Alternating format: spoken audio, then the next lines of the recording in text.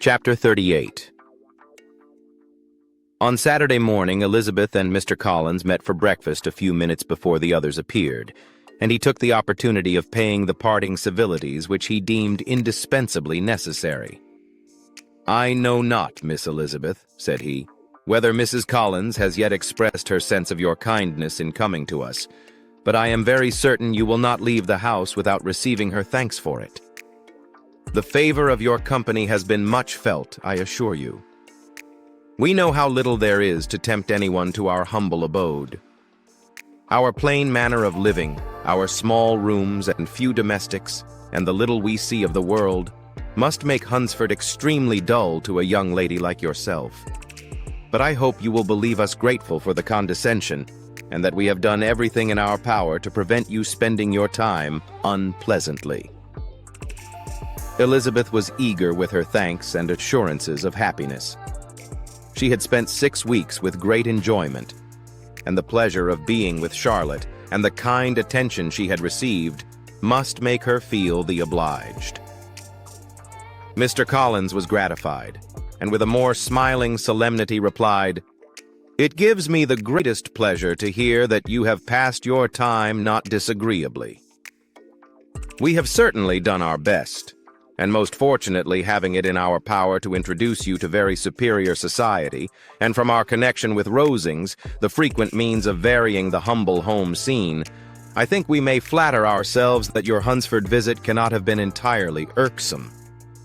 Our situation with regard to Lady Catherine's family is indeed the sort of extraordinary advantage and blessing which few can boast. You see on what a footing we are. You see how continually we are engaged there. In truth, I must acknowledge that with all the disadvantages of this humble parsonage, I should not think anyone abiding in it an object of compassion, while they are sharers of our intimacy at Rosings." Words were insufficient for the elevation of his feelings, and he was obliged to walk about the room, while Elizabeth tried to unite civility and truth in a few short sentences. "You may, in fact, carry a very favorable report of us into Hertfordshire, my dear cousin. I flatter myself, at least, that you will be able to do so. Lady Catherine's great attentions to Mrs. Collins you have been a daily witness of, and altogether I trust it does not appear that your friend has drawn an unfortunate, but on this point it will be as well to be silent. Only let me assure you, my dear Miss Elizabeth, that I can from my heart most cordially wish you equal felicity in marriage. My dear Charlotte and I have but one mind and one way of thinking. There is in everything a most remarkable resemblance of character and ideas between us. We seem to have been designed for each other. Elizabeth could safely say that it was a great happiness where that was the case, and with equal sincerity could add that she firmly believed and rejoiced in his domestic comforts. She was not sorry, however, to have the recital of them interrupted by the entrance of the lady from whom they sprang. Poor Charlotte! It was melancholy to leave her to such society, but she had chosen it with her eyes open, and though evidently regretting that her visitors were to go, she did not seem to ask for compassion. Her home and her housekeeping, her parish and her poultry, and all their dependent concerns had not yet lost their charms. At length the chaise arrived, the trunks were fastened on, the parcels placed within, and it was pronounced to be ready. After an affectionate parting between the friends, Elizabeth was attended to the carriage by Mr. Collins, and as they walked down the garden, he was commissioning her with his best respects to all her family, not forgetting his thanks for the kindness he had received at Longbourn in the winter, and his compliments to Mr. and Mrs. Gardiner, though unknown. He then handed her in, Maria followed, and the door was on the point of being closed, when he suddenly reminded them, with some consternation, that they had hitherto forgotten to leave any message for the ladies of Rosings. They had forgotten to leave any message.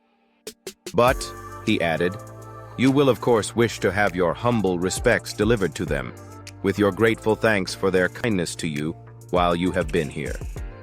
Elizabeth made no objection. The door was then allowed to be shut, and the carriage drove off. "Good gracious!" cried Maria after a few minutes' silence.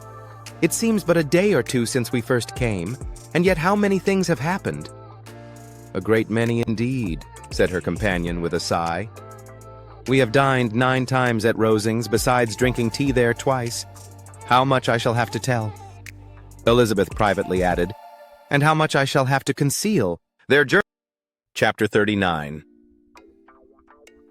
It was the second week in May in which the 3 young ladies set out together from Gracechurch Street for the town of in Hertfordshire, and as they drew near the appointed inn where Mr. Bennet's carriage was to meet them, they quickly perceived, in token of the coachman's punctuality, both Kitty and Lydia looking out of a dining room upstairs. These 2 girls had been above an hour in the place, happily employed in visiting an opposite milliner, watching the sentinel on guard, and dressing a salad and cucumber. After welcoming their sisters, they triumphantly displayed a table set out with such cold meat as an inn larder usually affords, exclaiming, "Is not this nice? Is not this an agreeable surprise?"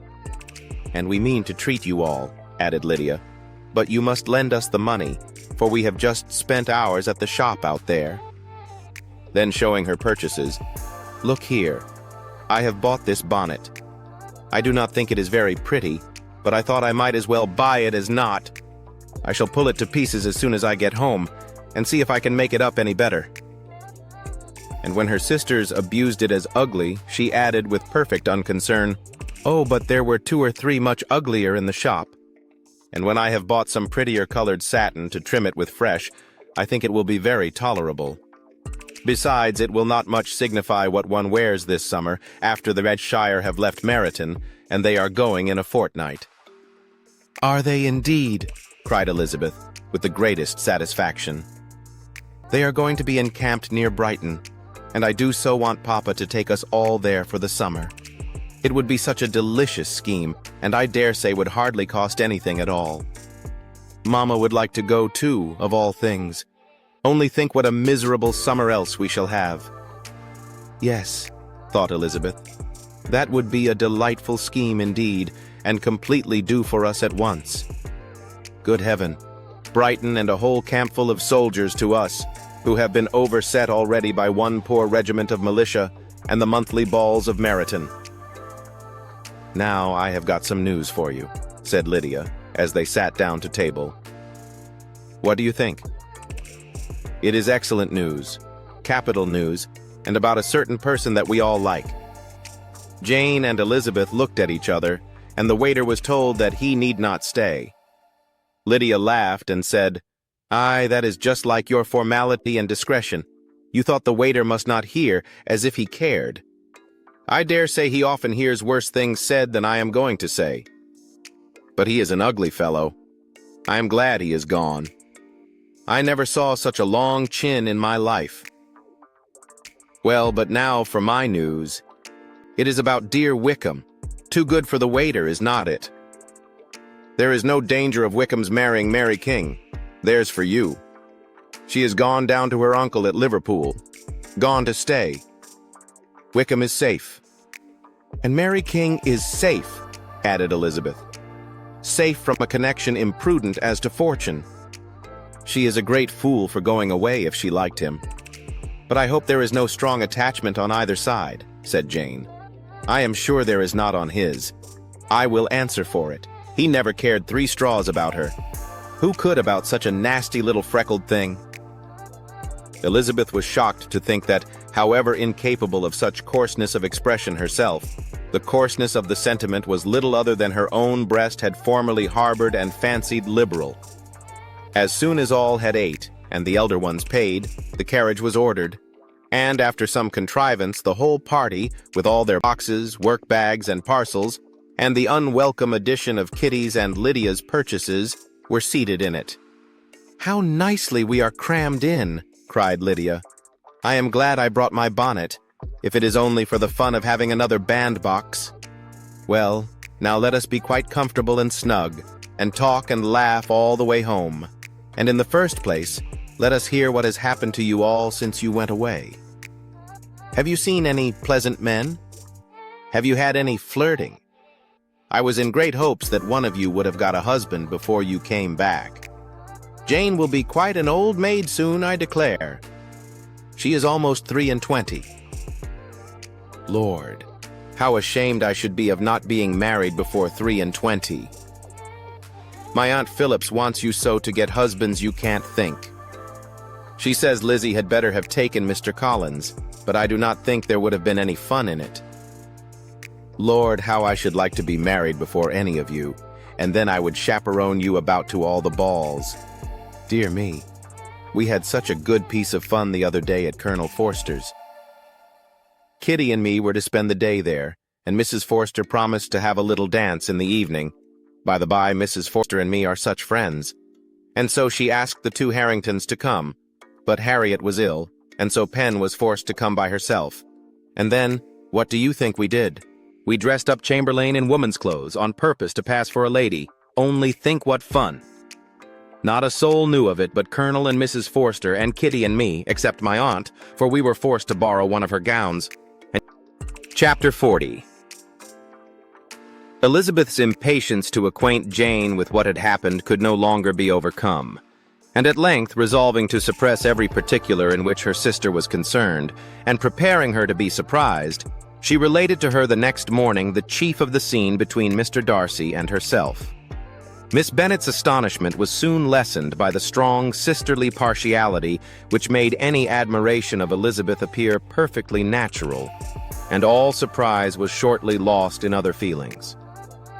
She was sorry that Mr. Darcy should have delivered his sentiments in a manner so little suited to recommend them, but still more was she grieved for the unhappiness which her sister's refusal must have given him. His being so sure of succeeding was wrong, said she, and certainly ought not to have appeared. But consider how much it must increase his disappointment. Indeed, replied Elizabeth, I am heartily sorry for him, but he has other feelings which will probably soon drive away his regard for me. You do not blame me, however, for refusing him? Blame you? Oh, no.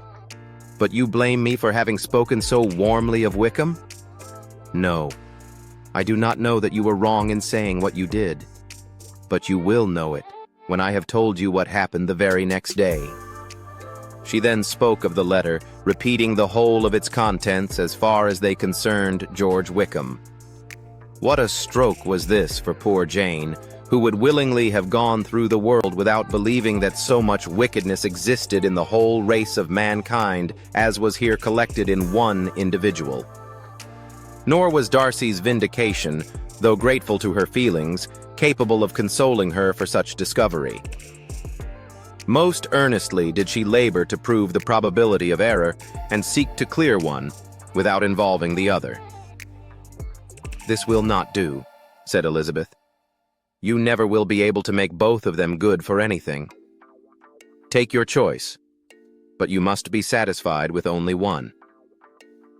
There is but such a quantity of merit between them, just enough to make one good sort of man, and of late it has been shifting about pretty much. For my part, I am inclined to believe it all Mr. Darcy's, but you shall do as you choose. It was some time, however, before a smile could be extorted from Jane. I do not know when I have been more shocked, said she. Wickham so very bad. It is almost past belief. And poor Mr. Darcy. Dear Lizzie, only consider what he must have suffered. Such a disappointment. And with the knowledge of your ill opinion, too, and having to relate such a thing of his sister. It is really too distressing. I am sure you must feel it so.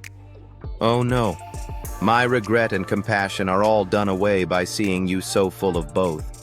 I know you will do him such ample justice that I am growing every moment more unconcerned and indifferent.